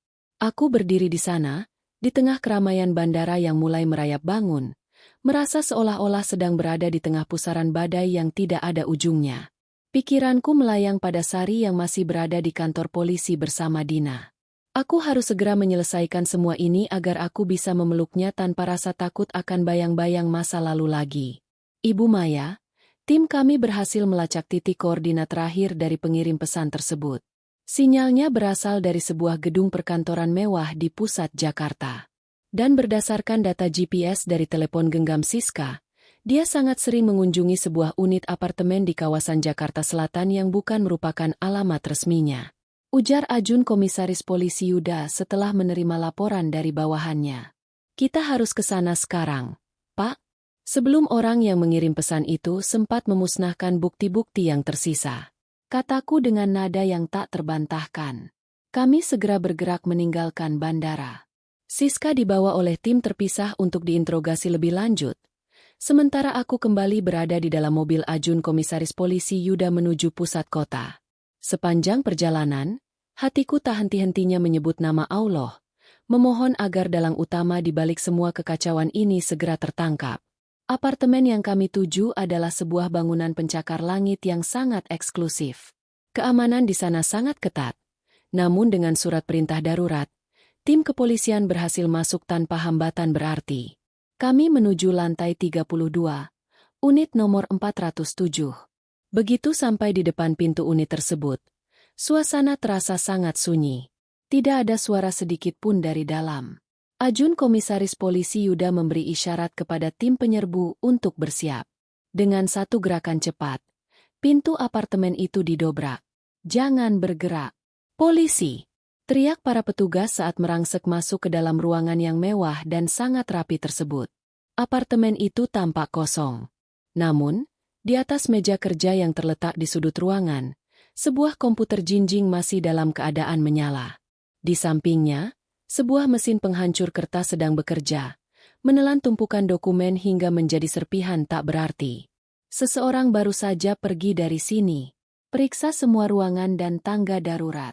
Perintah Ajun Komisaris Polisi Yuda. Aku berjalan perlahan memasuki ruangan itu. Bau parfum pria yang sangat kuat menyeruak ke indung penciumanku. Parfum itu sangat aku kenal. Itu adalah parfum yang sama dengan yang sering digunakan oleh Dr. Haji saat dia memberikan pernyataan kematian Arga 2 tahun lalu. Pak Yuda, lihat ini. Kataku sambil menunjuk ke arah sebuah bingkai foto kecil yang diletakkan di sudut meja. Di dalam bingkai itu, tampak foto Ibu Ratna, Arga, dan Dr. Haji sedang tertawa bersama di sebuah padang golf. Foto itu membuktikan bahwa hubungan mereka bukan sekadar hubungan dokter dan pasien, melainkan persahabatan yang sudah terjalin sangat lama. Mereka adalah satu lingkaran setan yang saling menguntungkan. Petugas kepolisian segera mengamankan komputer jinjing yang masih menyala tersebut. Salah satu tim ahli mencoba menghentikan proses penghancuran kertas. Meski banyak dokumen yang sudah hancur, masih ada beberapa lembar yang terselamatkan. Ibu Maya, lihat dokumen ini. Ucap Ajun Komisaris Polisi Yuda sambil menyerahkan selembar kertas yang sedikit sobek di bagian pinggirnya. Itu adalah sebuah sertifikat kepemilikan aset di luar negeri. Namun, yang membuat jantungku berdegup kencang adalah nama yang tertera di sana bukan Arga, bukan pula Ibu Ratna, melainkan sebuah nama yayasan fiktif yang dikelola oleh Dr. Haji. Ternyata, selama ini Arga dan Ibu Ratna juga ditipu oleh Dr. Haji. Pria itu menggunakan kedudukannya untuk mengalihkan sebagian besar uang asuransi ke rekening pribadinya dengan alasan untuk biaya pelarian Arga. Tiba-tiba, suara langkah kaki yang terburu-buru terdengar dari arah balkon apartemen. Seorang petugas berteriak bahwa ada seseorang yang mencoba turun menggunakan tali pengaman pembersih kaca. "Jangan biarkan dia lolos," teriak Ajun Komisaris Polisi Yuda sambil berlari menuju balkon. Aku pun ikut berlari ke sana. Di bawah temaram lampu kota, aku melihat seorang pria parubaya dengan jas putih yang sudah kusut sedang bergelantungan pada tali pembersih kaca, mencoba turun menuju lantai di bawahnya. Itu benar-benar Dr. Haji. Dia tampak sangat panik. Wajahnya yang dulu tenang kini penuh dengan gurat ketakutan. "Berhenti, dokter. Anda sudah tidak punya jalan keluar lagi," teriak Ajun Komisaris Polisi Yuda. Dr. Haji menoleh ke atas, menatap ke arah kami dengan mata yang membelalak. Dalam kepanikan yang luar biasa, tangannya terpeleset. Dia berteriak histeris saat tubuhnya sempat terayun bebas sebelum akhirnya tali pengaman itu terkunci secara otomatis, membuatnya menggantung di udara di antara lantai 32 dan 31. "Tolong! Tolong saya!" teriak Dr. Haji penuh permohonan. Petugas segera melakukan evakuasi dengan menarik tali pengaman tersebut secara perlahan. Butuh waktu hampir 20 menit yang sangat menegangkan hingga akhirnya Dr. Haji berhasil ditarik kembali ke balkon apartemen dalam keadaan lemas dan gemetar. Setelah Dr. Haji berhasil diamankan dan diborgol, Ajun Komisaris Polisi Yuda menatapnya dengan tajam. "Anda adalah orang yang paling bertanggung jawab atas pemalsuan kematian Arga dan hilangnya jenazah tanpa identitas 2 tahun lalu. Di mana Anda menyembunyikan data asli mengenai orang yang Anda kubur di makam Arga?" tanya Ajun Komisaris Polisi Yuda dengan nada dingin. Dr. Haji terengah-engah. Wajahnya pucat pasi. Dia menatapku dengan tatapan memelas. Namun aku hanya menatapnya dengan rasa jijik yang luar biasa. Semuanya ada di dalam brankas di balik lukisan itu. "Tolong, jangan sakiti saya. Saya hanya membantu mereka karena saya juga punya banyak utang," bisik Dr. Haji dengan suara yang hampir tidak terdengar. Petugas segera menggeser lukisan besar di ruang tengah dan menemukan sebuah brankas baja yang tertanam di dinding. Setelah dibuka dengan paksa, di dalamnya terdapat tumpukan berkas yang sangat rapi. Ada berkas mengenai identitas asli jenazah yang mereka gunakan, rekaman percakapan antara Ibu Ratna dan Dr. Haji saat merencanakan kecelakaan palsu, hingga bukti aliran dana ke berbagai pihak untuk menutupi kasus ini. Saat aku membaca salah satu dokumen mengenai identitas jenazah tersebut, air mataku kembali tumpah. Jenazah itu adalah seorang pria tanpa keluarga yang meninggal di panti jompo, yang kematiannya tidak pernah dilaporkan oleh Dr. Haji agar dia bisa menggunakannya sebagai pengganti Arga. Kejam. Sangat kejam. Mereka mempermainkan martabat orang yang sudah meninggal demi uang. Namun, di antara tumpukan berkas itu, aku menemukan sebuah amplop besar berwarna coklat yang masih tersegel rapat. Di atasnya tertulis, "Untuk Maya, jika Arga berkhianat." Aku mengernyitkan dahi. Kenapa ada amplop untukku di apartemen rahasia ini? Dan siapa yang menulisnya? Dengan tangan yang masih gemetar karena amarah dan kelelahan, aku membuka segel amplop tersebut. Isinya adalah sebuah surat tulisan tangan yang sangat rapi. Surat itu ditulis oleh mendiang ayah mertuaku, suami Ibu Ratna, yang telah meninggal setahun sebelum Arga memalsukan kematiannya. Ternyata, ayah mertuaku sudah mencium gelagat buruk dari istri dan anaknya sejak lama. Mataku menyapu baris demi baris surat tersebut. Apa yang tertulis di sana benar-benar menjadi bom terakhir yang meluluhlantakkan sisa-sisa rasa hormatku pada keluarga ini. Ayah mertuaku menuliskan bahwa Ibu Ratna sebenarnya bukan ibu kandung Arga, dan ada sebuah rahasia kelam mengenai asal-usul kekayaan keluarga mereka yang selama ini disembunyikan rapat-rapat. Surat dari almarhum ayah mertuaku itu terasa panas di tanganku. Di dalam ruangan apartemen yang kini penuh dengan garis polisi, aku terduduk lemas di sebuah kursi mewah yang terasa sangat dingin. Ajun Komisaris Polisi Yuda mendekat. Raut wajahnya menunjukkan rasa ingin tahu sekaligus prihatin. Aku membacakan isi surat itu dengan suara lirih yang sesekali terputus oleh isak tangis. Dalam surat itu, almarhum ayah mengungkapkan rahasia yang selama puluhan tahun terkubur rapat. Ternyata, Ibu Ratna bukanlah ibu kandung Arga. Ibu kandung Arga adalah istri pertama ayah yang meninggal secara misterius tak lama setelah Arga lahir. Ibu Ratna hanyalah seorang perawat yang kemudian dinikahi ayah karena kasihan. Namun, ambisi wanita itu sangat besar. Dia memalsukan dokumen asal-usul Arga agar Arga percaya bahwa dia adalah anak kandungnya, sehingga Arga bisa ia kendalikan sepenuhnya sebagai alat untuk menguasai harta keluarga. Pantas saja, bisikku pelan. Pantas saja Ibu Ratna begitu tega menjadikan Arga alat penipuan. Dia tidak pernah benar-benar mencintai Arga sebagai seorang ibu. Baginya, Arga hanyalah kunci untuk membuka peti emas asuransi dan warisan yang selama ini dia incar. Ajun Komisaris Polisi Yuda menghela napas panjang. Ini menjelaskan mengapa pola kejahatan mereka begitu rapi namun sangat kejam. Ibu Maya. Ibu Ratna mendidik Arga dengan racun keserakahan sejak kecil agar pria itu bergantung padanya. Kami akan membawa surat ini sebagai bukti tambahan di pengadilan nanti. Ini adalah bukti motif yang sangat kuat. Kami segera kembali ke kantor polisi. Di sana, suasana semakin tegang.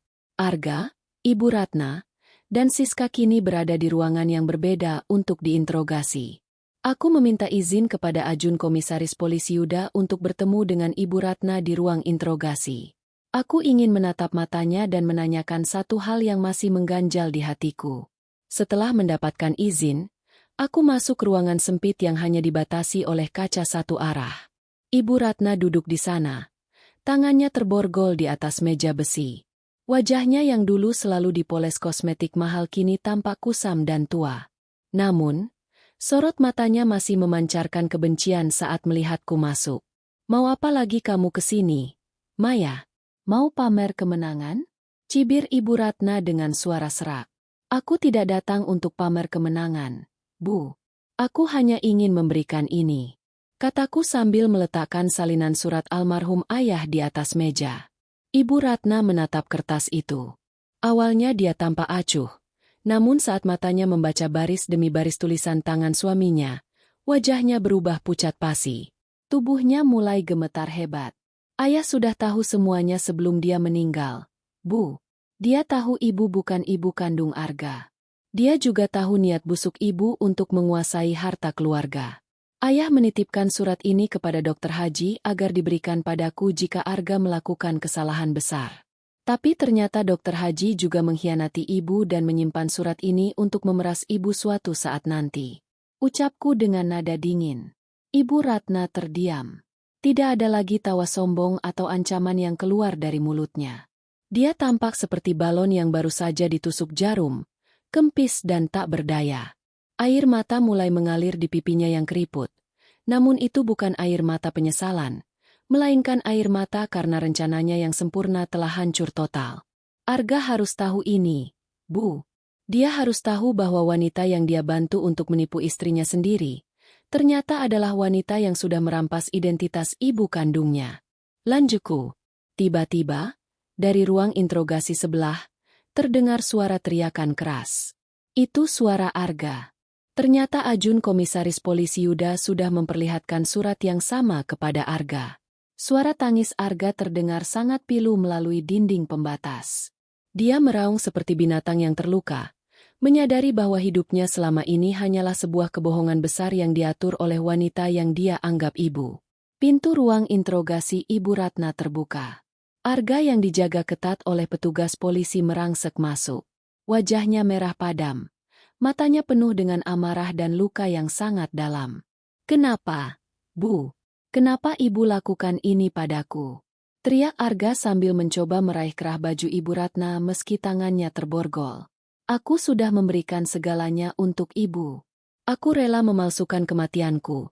Aku rela meninggalkan Maya dan Sari. Aku rela hidup dalam kegelapan selama 2 tahun hanya untuk menuruti rencana Ibu. Tapi Ibu ternyata bukan ibuku. Siapa ibuku yang sebenarnya, Bu?" Jo. Ibu Ratna hanya tertunduk dan menangis. Kehancuran mentalnya sudah lengkap. Dia tidak bisa lagi memberikan pembelaan apapun. Rahasia besar itu kini menjadi beban yang akan membawanya ke balik jeruji besi selama sisa hidupnya. Aku berbalik dan keluar dari ruangan itu. Rasa mual melanda perutku melihat drama yang sangat menjijikan ini.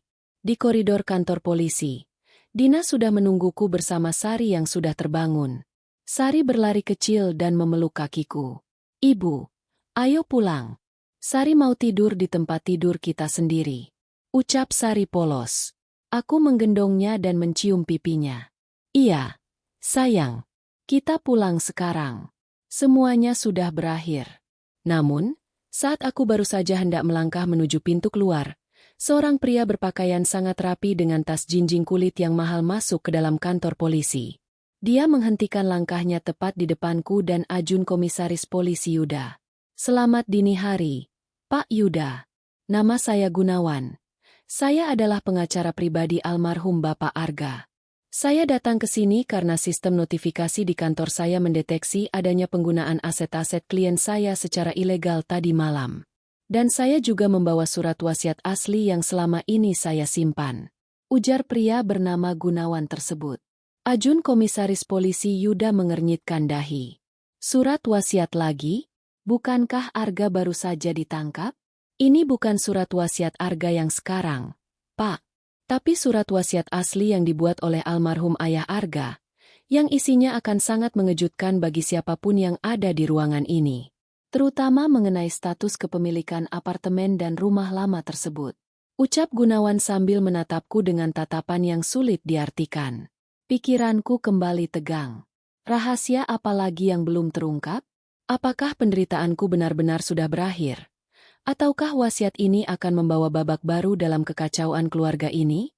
Ruangan kantor polisi yang tadinya riuh rendah oleh suara interogasi, mendadak hening ketika pria bernama Gunawan itu membuka tas kulitnya yang beraroma kemewahan.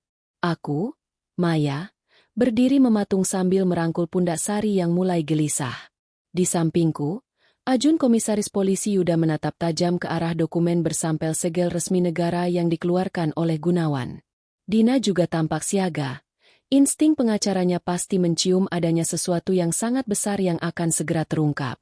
"Ibu Maya, sebelum saya membacakan poin utama dari wasiat almarhum Bapak Hardi, ayah kandung Arga, saya perlu menyampaikan permohonan maaf. Almarhum meminta saya untuk menunggu hingga saat yang paling krusial, yaitu saat Ibu Ratna dan Arga menunjukkan wajah asli mereka di hadapan hukum," ujar Gunawan dengan suara yang sangat tenang namun berwibawa.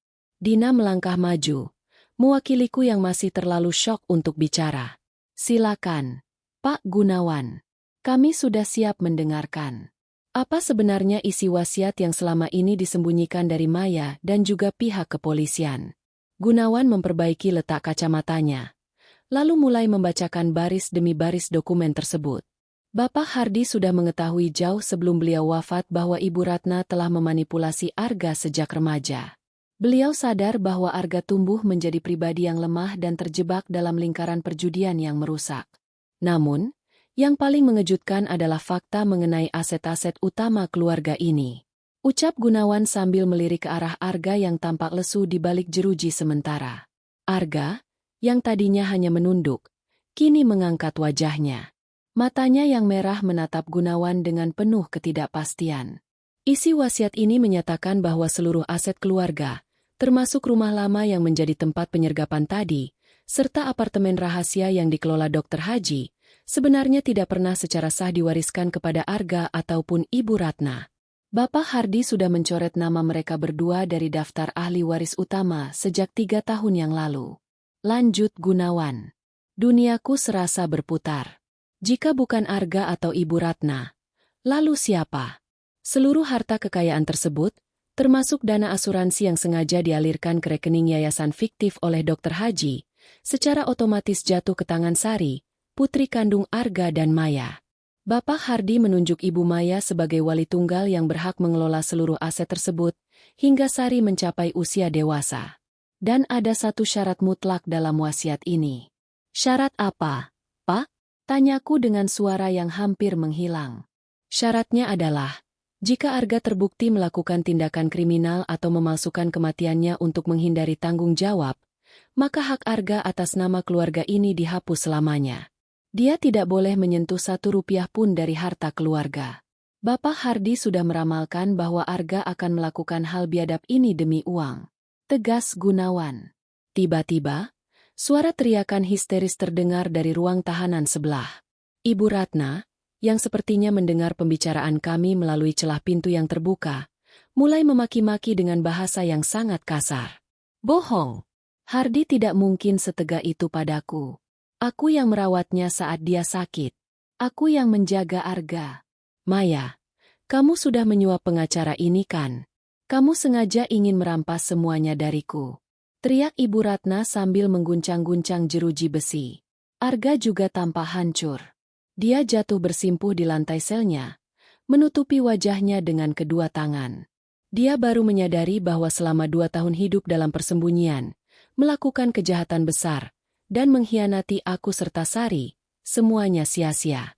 Harta yang dia incar ternyata sudah dipagari oleh mendiang ayahnya sendiri untuk melindungi cucu kandungnya. Maya, aku minta maaf. Tolong, cabut laporannya. Aku melakukan ini semua karena tekanan ibu. Dia yang mengancam akan membunuhku jika aku tidak mau memalsukan kematianku. Isak Arga dengan nada yang sangat memelas. Aku menatap Arga dengan rasa kasihan yang sudah menguap habis. Pria ini masih saja mencoba melempar kesalahan pada orang lain, meski orang itu adalah wanita yang ia anggap ibu. Sudah cukup, Mas Arga. Kamu dan Ibu Ratna sama saja. Kalian hanya mencintai diri kalian sendiri. Kalian menganggap aku dan Sari hanya sebagai gangguan dalam pencarian kekayaan kalian. Sekarang, biarlah hukum yang berbicara. Aku tidak akan mencabut laporan apapun. Jawabku dengan kepala tegak. Ajun Komisaris Polisi Yuda memberi isyarat kepada bawahannya untuk membawa Arga dan Ibu Ratna kembali ke ruang interogasi yang lebih dalam. Siska, yang tadinya mencoba bersembunyi di sudut ruangan, juga digiring keluar. Wajahnya yang cantik kini tampak kusam, menyadari bahwa hidup mewahnya di Singapura hanya tinggal mimpi. Pak Yuda, apa yang akan terjadi selanjutnya? Tanya Dina sambil merangkul lenganku. Kami akan memproses semua bukti baru ini. Dengan adanya wasiat asli dan pengakuan Dr. Haji, kasus ini menjadi sangat kuat. Penipuan asuransi, pemalsuan dokumen negara, penculikan anak, hingga percobaan pembunuhan. Mereka akan menghadapi tuntutan berlapis. Dr. Haji juga akan dicabut izin praktiknya dan menghadapi hukuman penjara yang sangat lama. Jelas Ajun Komisaris Polisi Yuda. Aku menarik napas panjang. Rasa lelah yang luar biasa menghantam seluruh tubuhku. Allah, terima kasih atas keadilan MU yang begitu nyata malam ini. Meski hati ini hancur melihat kenyataan bahwa Sari harus memiliki ayah seorang narapidana, namun aku bersyukur karena putriku kini aman dan memiliki masa depan yang terlindungi. Gunawan mendekatiku dan memberikan sebuah kartu nama. Ibu Maya. Besok pagi silakan datang ke kantor saya. Kita harus memproses pengalihan hak asuh aset ini secara resmi. Jangan khawatir. Almarhum Bapak Hardi sudah menyiapkan dana perlindungan hukum untuk Ibu dan Sari agar tidak ada lagi orang yang bisa mengganggu kalian. Terima kasih, Pak Gunawan. Kataku sambil menjabat tangannya. Kami akhirnya meninggalkan kantor polisi saat fajar mulai menyingsing di ufuk timur. Cahaya matahari pagi yang mulai muncul seolah-olah memberikan harapan baru bagi hidupku. Dina mengantarku kembali ke apartemen. Suasana di apartemen kini terasa sangat berbeda. Tidak ada lagi ketakutan akan Ibu Ratna yang tiba-tiba masuk menggunakan kunci cadangan, karena Ajun Komisaris Polisi Yuda sudah memastikan semua akses rumahku aman. Sari tertidur pulas di kamarnya yang nyaman. Aku duduk di balkon, memandangi langit Jakarta yang perlahan membiru. Namun, di tengah ketenangan itu, telepon genggamku tiba-tiba bergetar. Sebuah pesan masuk dari nomor yang sangat asing. "Jangan senang dulu, Maya. Kamu memang memenangkan pertempuran malam ini, tapi perang yang sesungguhnya baru saja dimulai. Keluarga kandung Siska di Kalibiru tidak akan membiarkan hartanya hilang begitu saja. Kami tahu di mana Sari sekolah." Jantungku kembali berdegup kencang. Apakah ini benar-benar tidak akan pernah berakhir? Apakah kebahagiaan yang baru saja aku raih akan kembali terancam oleh orang-orang jahat lainnya? Aku menatap ke arah pintu kamar Sari dengan perasaan yang kembali waspada. Pesan ancaman itu membakar layar telepon genggamku, membuat tanganku kembali dingin membeku di tengah fajar yang seharusnya membawa kedamaian. Aku menatap kamar Sari yang tertutup rapat, merasakan gelombang ketakutan yang hampir melumpuhkan. Namun, kali ini ada yang berbeda. Rasa takut itu tidak lagi membuatku ingin bersembunyi. Pengkhianatan Arga, kekejaman Ibu Ratna, dan kelicikan Dokter Haji telah mengubahku menjadi wanita yang memiliki kulit setebal baja. Aku segera menghubungi ajun Komisaris Polisi Yuda dan mengirimkan tangkapan layar pesan tersebut. Tidak sampai 10 menit, ajun Komisaris Polisi Yuda meneleponku kembali. Suaranya terdengar sangat tenang namun penuh dengan ketegasan yang mematikan. "Ibu Maya, tetaplah di dalam apartemen. Jangan buka pintu untuk siapapun kecuali petugas kami." Tim siber kami sudah melacak pengirim pesan tersebut. Ternyata, Siska berasal dari keluarga yang terlibat dalam sindikat pinjaman gelap di Kalibiru. Mereka merasa uang yang dibawa Siska ke bandara adalah milik kelompok mereka. Namun, ibu tidak perlu khawatir. Kami sudah melakukan tindakan pencegahan di sekolah Sari dan di sekitar kediaman ibu, ujar ajun Komisaris Polisi Yuda. "Terima kasih, Pak Yuda. Saya tidak akan membiarkan mereka menyentuh Sari sedikit pun. Saya percayakan keamanan kami kepada pihak kepolisian," jawabku dengan suara yang jauh lebih stabil dari sebelumnya. Dina yang masih menginap di apartemenku segera terbangun saat mendengar percakapanku. Setelah aku menceritakan pesan ancaman itu, dia langsung bergerak cepat. Dina menghubungi jaringan keamanan swasta untuk memperketat penjagaan di kantor pengacara Gunawan dan apartemenku. Kami berdua bertekad bahwa kemenangan hukum ini tidak boleh ternoda oleh premanisme kelompok Kalibiru. Pagi itu, dengan pengawalan ketat dari anak buah ajun Komisaris Polisi Yuda, aku dan Dina menuju kantor Pak Gunawan. Di sana, proses pengalihan aset dilakukan dengan sangat rinci. Seluruh bukti kejahatan Arga dan Ibu Ratna telah diserahkan ke pengadilan sebagai dasar pembatalan hak waris mereka. Pak Gunawan juga menyerahkan kunci brankas pribadi almarhum Bapak Hardi yang berisi logam mulia dan dokumen aset luar negeri yang selama ini gagal dicuri oleh Dokter Haji. "Ibu Maya, sekarang semuanya resmi atas nama Sari di bawah perwalian Ibu. Arga, Ibu Ratna, dan Siska kini tidak memiliki celah hukum sedikitpun untuk menyentuh harta ini." Mengenai ancaman dari Kalibiru, kepolisian baru saja melaporkan bahwa mereka telah menangkap 3 orang yang mencoba mendekati area sekolah Sari pagi tadi. "Mereka adalah anak buah dari saudara laki-laki Siska," ujar Gunawan dengan penuh rasa lega. 2 bulan kemudian, persidangan akbar yang paling ditunggu-tunggu oleh publik akhirnya mencapai puncaknya. Ruang sidang penuh sesak oleh wartawan dan keluarga besar kami yang sebelumnya hanya diam menonton. Aku duduk di barisan depan, mengenakan pakaian berwarna cerah yang melambangkan kebangkitanku. Sari tidak aku bawa ke sana. Biarlah dia tetap dengan dunianya yang bersih dari kebencian. Majelis hakim membacakan vonis dengan suara yang menggelegar di dalam ruangan yang sunyi tersebut. Ibu Ratna, sebagai otak dari seluruh konspirasi pemalsuan kematian dan penipuan asuransi, dijatuhi hukuman 20 tahun penjara tanpa potongan masa tahanan yang berarti. Dia terlihat pucat pasi dan pingsan di kursi pesakitan saat mendengar angka tersebut. Arga, karena terbukti melakukan pemalsuan identitas, penipuan asuransi, dan percobaan kekerasan terhadap istrinya, dijatuhi hukuman 15 tahun penjara. Saat vonis dibacakan, Arga menatapku dengan tatapan memelas, mencari secuil pengampunan yang sudah tidak mungkin lagi ia dapatkan. Aku membalas tatapannya dengan dingin, menunjukkan bahwa pria yang dulu aku cintai sudah benar-benar mati dalam ingatanku. Siska dan Dokter Haji masing-masing mendapatkan hukuman 10 tahun penjara atas keterlibatan mereka dalam membantu kejahatan ini dan pemalsuan dokumen negara. Semua aset yang mereka miliki disita untuk dikembalikan kepada ahli waris yang sah, yaitu Sari. Setelah sidang berakhir, aku melangkah keluar dari gedung pengadilan dengan perasaan yang sangat ringan. Allah benar-benar telah menuntaskan janjinya bahwa kebenaran akan selalu menemukan jalan untuk bersinar. Dina memelukku dengan erat. Air mata kebahagiaan mengalir di pipi sahabatku itu. Kamu sudah bebas, Maya. Benar-benar bebas sekarang. Bisik Dina. Iya, Dina. Bebas dalam arti yang sesungguhnya. Jawabku sambil tersenyum menatap langit biru. Beberapa minggu setelah persidangan, aku memutuskan untuk menjual rumah lama keluarga Arga dan apartemen mewah yang penuh dengan kenangan pahit. Aku menggunakan sebagian dana warisan untuk membangun sebuah panti asuhan kecil dan mengembangkan usaha kue keringku yang kini aku beri nama Kue Pelangi Sari.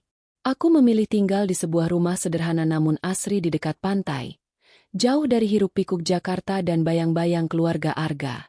Sore itu, aku sedang duduk di teras rumah baruku, memandangi Sari yang sedang asyik bermain pasir di halaman bersama beberapa anak panti asuhan. Angin laut bertiup lembut, membawa aroma garam yang segar. Aku mengambil telepon genggamku dan membuka folder foto yang selama ini aku kunci rapat-rapat. Di sana ada satu foto terakhir Arga. Foto saat kami baru saja menikah dan tersenyum sangat bahagia. Selama ini, foto itu adalah racun yang membuatku ragu untuk melangkah. Namun hari ini, aku menatap foto itu tanpa rasa benci. Hanya ada rasa hampa seperti melihat orang asing yang tak pernah aku kenal. Dengan satu gerakan mantap, aku menekan tombol hapus secara permanen. Layar telepon genggamku kini bersih dari wajah pengkhianat itu. Ibu, lihat, Sari buat istana pasir yang besar sekali. Teriak Sari sambil melambaikan tangannya yang penuh pasir. Iya, sayang. Bagus sekali. Tunggu ibu. Ibu datang. Sahutku sambil berdiri dan berlari kecil menyongsong putriku. Langkah kakiku terasa sangat ringan di atas pasir putih. Tidak ada lagi beban rahasia mertua. Tidak ada lagi bayang-bayang suami yang pura-pura mati. Hidupku adalah milikku dan Sari sepenuhnya. Di bawah naungan rahmat Allah, fajar keadilan telah menetap selamanya di rumah kami. Misteri telah usai, luka telah mengering, dan kini saatnya aku menulis bab baru yang penuh dengan kebahagiaan tanpa kepalsuan. Keadilan telah ditegakkan. Dan aku, Maya, telah menemukan kembali jiwaku yang sempat hilang dalam dusta selama 2 tahun yang panjang. Kisah perjuangan Maya membuktikan bahwa sepandai-pandainya manusia menyembunyikan bangkai, suatu saat baunya pasti akan tercium juga. Pengkhianatan yang rapi selama 2 tahun akhirnya runtuh berkeping-keping oleh kekuasaan Allah melalui sebuah telepon genggam yang tertinggal. Kini, Arga dan Ibu Ratna harus menebus dosa mereka di balik dinginnya jeruji besi. Sementara Maya dan Sari melangkah menuju masa depan yang cerah dan penuh keberkahan. Bagaimana menurut teman-teman semua mengenai akhir dari kisah Maya ini? Apakah hukuman 20 tahun untuk Ibu Ratna dan 15 tahun untuk Arga sudah terasa setimpal dengan penderitaan yang Maya alami selama ini? Silakan tuliskan pendapat dan pesan moral yang teman-teman dapatkan dari cerita ini di kolom komentar di bawah. Kami juga sangat ingin mengenal teman-teman lebih dekat. Dari kota atau daerah mana saja teman-teman yang sedang menonton dan menyimak kisah ini sekarang? Tuliskan nama kota kalian di kolom komentar agar kami bisa menyapa kalian semua. Jika teman-teman menyukai cerita drama rumah tangga yang penuh pelajaran hidup seperti ini, jangan lupa untuk menekan tombol suka atau like pada video ini. Pastikan juga teman-teman sudah menekan tombol subscribe dan menyalakan lonceng notifikasinya agar tidak ketinggalan setiap episode terbaru yang kami sajikan setiap harinya. Terima kasih sudah setia mengikuti kisah ini dari awal hingga akhir. Sampai jumpa di kisah-kisah dramatis dan penuh inspirasi selanjutnya.